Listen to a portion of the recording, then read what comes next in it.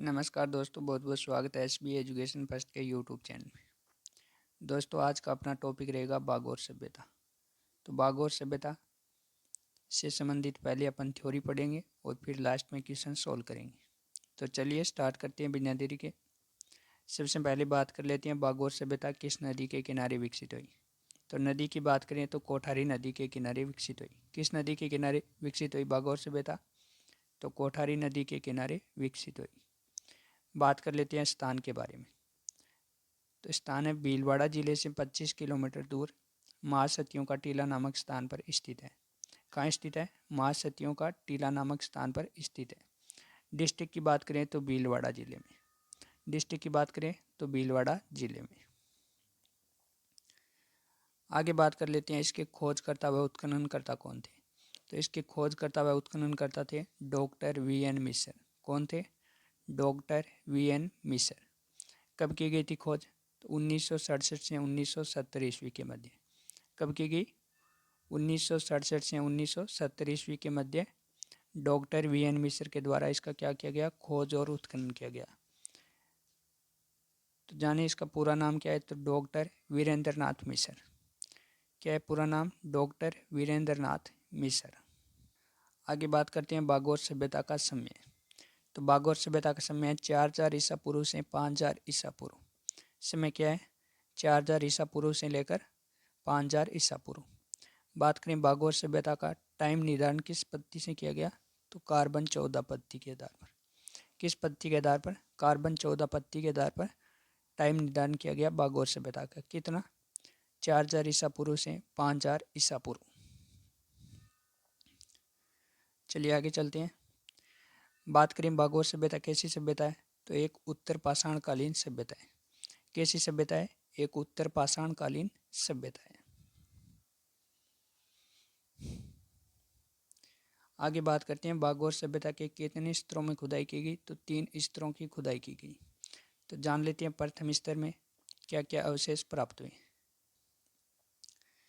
प्रथम स्तर का क्या टाइम था? 4480 से 3285 ईसा पूर्व। जान लेते हैं क्या क्या अवशेष मिले।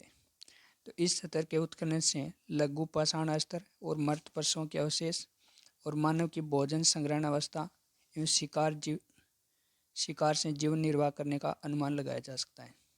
तो मनुष्य का भोजन क्या था? शिकार करके अपना जीवन निर्वाह करने का अनुमान लगाया जा सकता है। किस स्तर में? प्रथम स्तर में।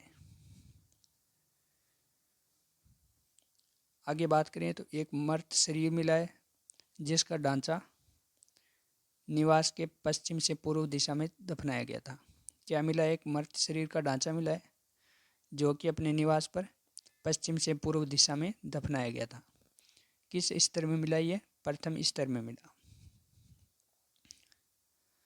आगे बात कर लेते हैं दूसरे स्तर की। दूसरे स्तर का टाइम था 2765 से 500 ईसा पूर्व। कितना टाइम था? 2765 से 500 ईसा पूर्व। जान लेते हैं दूसरे स्तर में क्या क्या अवशेष मिले। तो दूसरे स्तर में मर्द भांडों के अवशेष, धातु स्तर, आभूषण तथा भोजन सामग्री मिली। क्या क्या मिले? मर्द भांडों के अवशेष मिले, धातु स्तर मिले और आभूषण तथा भोजन सामग्रियाँ मिली। और यहाँ से मर्त शरीर मिला जो कि पूर्व से पश्चिम दिशा में लेटा हुआ था। किस दिशा में? पूर्व से पश्चिम दिशा में लेटा हुआ था दूसरे स्तर में, जबकि प्रथम स्तर में कैसा था? पश्चिम से पूर्व दिशा में लेटा हुआ था। आगे बात करें इस स्तर में, तो इस युग में मानव क्या करने लग गया था? पाषाण उपकरण के साथ मिट्टी के बर्तन व शिकार व पशुपालन और कृषि करना भी सीख गया था। क्या करना सीख गया था मानव? पाषाण उपकरणों के साथ मिट्टी के बर्तन, शिकार, पशुपालन और कृषि करना भी सीख गया था। आगे बात करें तो यहाँ से उत्खनन से प्राप्त अवशेषों से मृत शरीर को घर में गाड़ते तथा उसके साथ बर्तन, खाद्य पदार्थ, उपकरण रखना भी प्रमाणित करता है। क्या रखते थे मृत शरीर के साथ? बर्तन और खाद्य पदार्थ, उपकरण रखना भी प्रमाणित करता है। चलिए आगे जान लेते हैं तीसरा स्तर। तीसरे स्तर का समय था 500 ईसा पूर्व से 4थी सदी तक माना जाता है। 500 ईसा पूर्व से 4थी सदी तक तीसरे स्तर का समय माना जाता है। बात करें इस स्तर में क्या अवशेष मिले, तो सभ्यता के इस स्तर में लोहा स्तरों के साथ साथ चाक पर बने हुए मर्तबान बर्तन मिले जो अच्छी तरह से पके हुए और सुदृढ़ थे।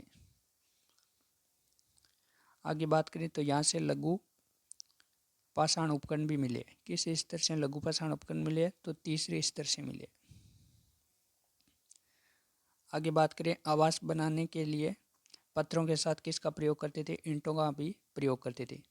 तीसरे स्तर में क्या करते थे? आवास बनाने के लिए पत्थरों के साथ ईंटों का भी प्रयोग करते थे। तीसरे स्तर में जो मर्त शरीर मिला है वो किस दिशा में लेटाया हुआ था? उत्तर से दक्षिण दिशा में। किस दिशा में? उत्तर से दक्षिण दिशा में। अब जान लेते हैं बागोर से प्राप्त मुख्य वस्तुएं। क्या क्या वस्तुएं मिली है? सबसे पहले है तांबे की छेद वाली सुई मिली है। क्या मिली है? तांबे की छेद वाली सुई मिली है जिसकी लंबाई कितनी है? 10.5 सेंटीमीटर। कितनी है? 10.5 सेमी लंबी है। अगला मछली मारने का साक्ष्य मिला है। क्या मिला है? मछली मारने का साक्ष्य मिला है। अगला चमड़ा छीलने का औजार मिला है। क्या मिला है? चमड़ा छीलने का औजार। कहाँ से मिला है? बागोर सभ्यता से। हथौड़ा भी मिला है। कहाँ से मिला है हथौड़ा? बागोर सभ्यता से। आगे बात करें गोफन की गोलियां मिली है। कहाँ से? बागोर सभ्यता से। गोफन की गोलियां यानी आज के समय की गुलेल होती है उस तरह का एक था जो कि गोफन की गोलियां मिली है। छेद वाला पत्थर मिला है। क्या मिला है? छेद वाला पत्थर मिला है। कृषि व पशुपालन के प्राचीन साक्ष्य मिले हैं। कृषि और पशुपालन के प्राचीन साक्ष्य कहाँ से मिले? बागोर सभ्यता से। मर्दबांड के अवशेष, धातु स्तर, आभूषण तथा भोजन सामग्रियां मिली है। कहाँ से? बागोर सभ्यता से। क्या मिला है? मर्दबांड के अवशेष, धातु स्तर, आभूषण तथा भोजन सामग्रियां मिली है। आगे बात करें तो मर्त पशुओं के अवशेष मिले। क्या मिले? मर्त पशुओं के अवशेष मिले बागोर सभ्यता से। अपने निवास पर दफनाया गया मर्त शरीर का ढांचा मिला है। कहाँ से? बागोर सभ्यता से। क्या मिला है? अपने निवास पर दफनाया गया मर्त शरीर का ढांचा मिला है। इसके अलावा बागोर सभ्यता से 14 प्रकार की कृषि के अवशेष प्राप्त हुए। इंपॉर्टेंट है ये। बागोर सभ्यता से कितने प्रकार के कृषि के अवशेष मिले? 14 प्रकार के कृषि के अवशेष मिले हैं। बागोर से उत्खनन से प्राप्त उपकरणों में प्रयुक्त पाषाण जो पत्थर थे वो स्फटिक और चैट पत्थर से बना हुआ था। किससे? स्फटिक और चैट पत्थर से बना हुआ था। हाथ व कान से कांच के आभूषण मिले। कैसे? कांच के आभूषण। किसके? हाथ और कान के। कहाँ से? बागोर सभ्यता से। ब्लेड मिली है बागोर सभ्यता से। क्या मिली है? ब्लेड मिली है। और जली हुई हड्डी के 5 नर कंकाल मिले। जली हुई हड्डी के कितने? 5 नर कंकाल मिले। कहाँ से? बागोर सभ्यता से। चलिए अब क्वेश्चन सोल्व कर लेते हैं। क्वेश्चन नंबर पहला है पशुपालन के प्राचीनतम साक्ष्य कहाँ से प्राप्त हुए? ऑप्शन ए है रंगमहल, ऑप्शन बी है नगरी, ऑप्शन सी है बागोर और ऑप्शन डी है पीलीबंगा। तो इसका राइट आंसर क्या हो जाएगा? ऑप्शन सी बागोर सभ्यता से क्या मिला है? प्राचीनतम पशुपालन के साक्ष्य मिले हैं। Next question. क्वेश्चन नंबर 2 है बागोर सभ्यता किस जिले में स्थित है? ऑप्शन ए है भीलवाड़ा जिले में, ऑप्शन बी है हनुमानगढ़ जिले में, ऑप्शन सी है उदयपुर जिले में और ऑप्शन डी है चित्तौड़गढ़ जिले में। तो बागोर सभ्यता किस जिले में स्थित है? भीलवाड़ा जिले में स्थित है। ऑप्शन ए राइट आंसर हो जाएगा। यानी भीलवाड़ा जिले से 25 किलोमीटर दूर महासतियों का टीला नामक स्थान पर बागोर सभ्यता स्थित है। Next question. क्वेश्चन नंबर 3 है बागोर सभ्यता किस नदी के किनारे विकसित हुई? ऑप्शन ए बनास नदी, ऑप्शन बी है सतलज नदी, ऑप्शन सी है कोठारी नदी और ऑप्शन डी है काली सिंध नदी। तो बागोर सभ्यता किस नदी के किनारे विकसित हुई? तो कोठारी नदी के किनारे। सी राइट आंसर हो जाएगा। क्या? कोठारी नदी के किनारे बागोर सभ्यता विकसित हुई। Next question. क्वेश्चन नंबर 4 है बागोर सभ्यता स्थल पर उत्खनन किसने करवाया?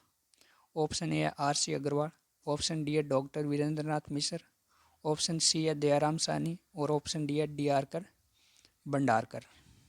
तो इसका राइट आंसर हो जाएगा option B doctor Virendra Nath Mishra के द्वारा बागोर सभ्यता का उत्खनन करवाया गया।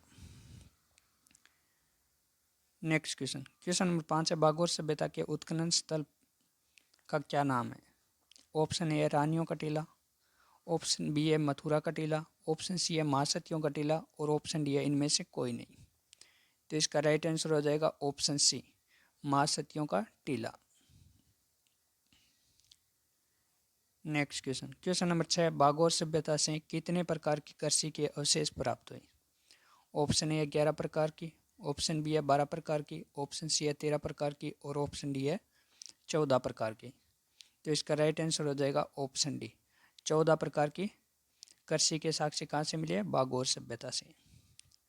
नेक्स्ट क्वेश्चन, क्वेश्चन नंबर 7 है, तांबे की छेद वाली सुई किस सभ्यता से मिली है? ऑप्शन ए है बागोर सभ्यता, ऑप्शन बी है हड़प्पा सभ्यता, ऑप्शन सी है आर्य सभ्यता और ऑप्शन डी है कालीबंगा सभ्यता। तो इसका राइट आंसर हो जाएगा ऑप्शन ए, बागोर सभ्यता से तांबे की छेद वाली सुई मिली है, जिसकी लंबाई कितनी थी? 10.5 सेमी लंबी थी। दोस्तों वीडियो कैसा लगा कमेंट बॉक्स में ज़रूर बताना। अगर वीडियो अच्छा लगे तो वीडियो को लाइक करना, शेयर करना और यूट्यूब चैनल को सब्सक्राइब करना। मिलते हैं नेक्स्ट वीडियो में। जय हिंद, जय भारत।